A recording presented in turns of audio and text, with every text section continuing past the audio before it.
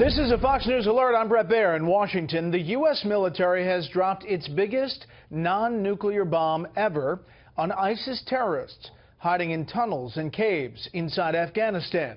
The device contains 11 tons of explosives.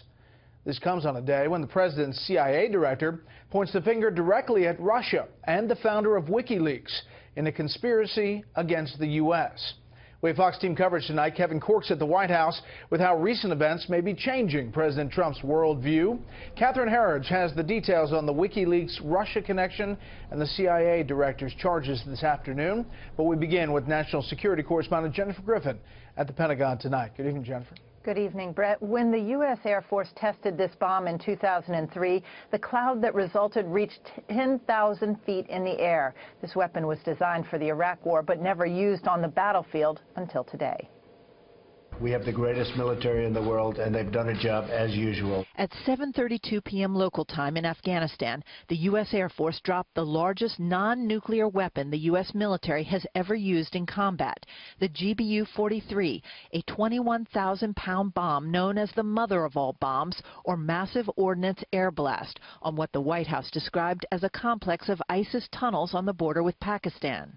We targeted a system of tunnels and caves that ISIS fighters used to move around freely. The United States takes the fight against ISIS very seriously, and in order to defeat the group, we must deny them operational space, which we did. The president says the top general in Afghanistan didn't need to ask permission to conduct the strike.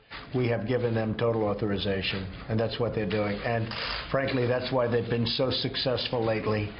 If you look at what's happened over the last 8 weeks and compare really to what's happened over the last 8 years, you'll see there's a tremendous difference. Former Green Berets say this is a dramatic shift in how the military is being used. Our diplomats are now emboldened. When they come to the table, they can speak with the authority of the United States military behind them, and our opponents and our allies know that we have the political will to use it. The target of the explosion was a series of tunnels near Achin in Nangarhar province, 35 miles south of Jalalabad, where the U.S. has a base.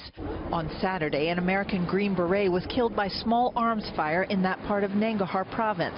Staff Sergeant Mark D. Alankar of Edgewood, Maryland, part of an ISIS clearing operation. The U.S. military says the strike today was not in retaliation for the Green Beret's death.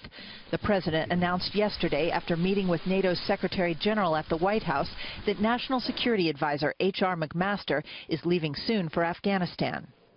The top U.S. commander in Afghanistan, General John Nicholson, testified recently that he needs several thousand more U.S. or NATO troops for Afghanistan. There are currently 8,400 American troops on the ground there, Brett. More on this with the panel. Jennifer Griffin live at the Pentagon. Jennifer, thank you.